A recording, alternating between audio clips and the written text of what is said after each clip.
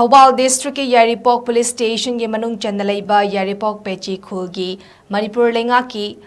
PHED Department of PAIKHATPA Water Supply Scheme की ESHING CHINGKHATNABA Electric Motor AMADI Electric Fuse NACHINGBASING Ngarang Ahing Mashak Khangdabasingna So Fakaiduna Thugaiduna Amang ata Thokhanlamle PECHI KHULGI miyamna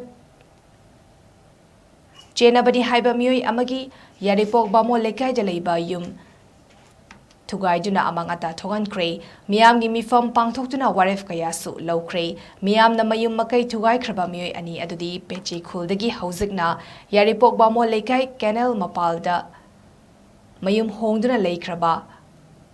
Kaisam Brozendro Singh chahi nimfunithoi apokpa leikidraba ke chawba sing amasung pechi khulmaktidagi yumna muktani thodok thokfamdagi presna fangwa pauda ngarang ahingda masak khangdabasingna thugairamliba water supply scheme ase Jal Jeevan Mission gi makhada PHED Department of PAIKHATPA scheme amani semga sagatpa ayamba saruk loishinduna ising piba yabagi fibamda leire sangaduna miyamda ising piba haudrabasu khul asigi miyamna thengnariba ising gi awabasi uraga ngasidagi miyamda ising piba haunaba haiduna thorang tawduna leibani Cheragasida masak khangdabasingna water supply scheme asigi electric motor pump yekai thugairamba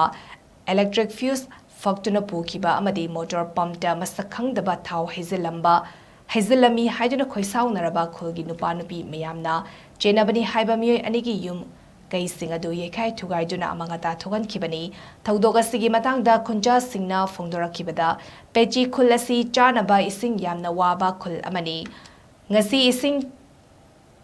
Thagani haiduna leiba pechi water supply scheme asigi ngarang ahingda thugai biramle pechi khulgi lamsu huran lanada katukaran tawduna pata paisillamle water supply thugairam bagi miyam na makhoi gi mayum makai thugai bani masida ona tainana case tawsilaklabadi hen akanba khongjang changsilakani haina phongdorakli nakalamarom acid hazinba motor pump thugairam le hariba thodok aduga hiram amatada mari leinade hairaduna kaisam Brozendro Singh na hai water supply scheme sariba mafam asi makhoigi pata lamdani makhoina mapuni haiduna court case leinaribani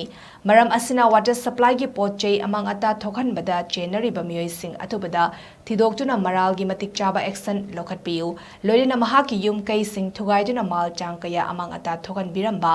sel amadi sanapu Pubikiba sida chenariba singbusu faviduna aingi oiba action lokhatpiu haina Brozendro na mari lenaba singe puning chingsilaki